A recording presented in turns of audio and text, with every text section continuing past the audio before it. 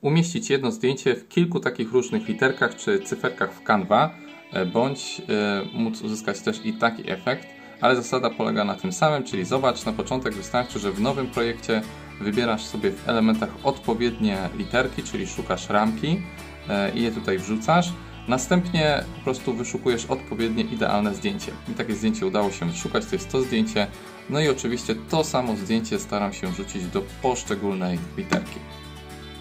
Następna rzecz polega na tym, że dwukrotnie klikam sobie na taką literkę, gdzie znajduje się już zdjęcie, odpowiednio ustawiam, aby dotyczyło właśnie takiego projektu i długości, która uwzględnia od początku rozpoczęcia się takiej literki, ramki, aż do zakończenia i teraz mogę kliknąć Enter i zabrać się za pozostałe tutaj literki.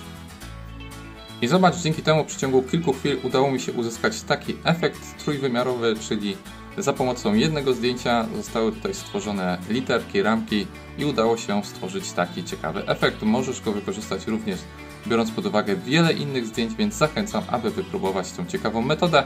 A jeżeli chcesz dowiedzieć się znacznie więcej o Canva, to pamiętaj o stronie jaksierozwijać.pl. Tutaj w sklepie dostępne są moje przeróżne kursy online, w tym także 2 kursy na temat Canva, z których korzysta tysiące zadowolonych klientów, a dodatkowo możesz również korzystać z darmowych treści, które są dostępne tutaj na kanale YouTube. Jak się rozwijać? Zapraszam.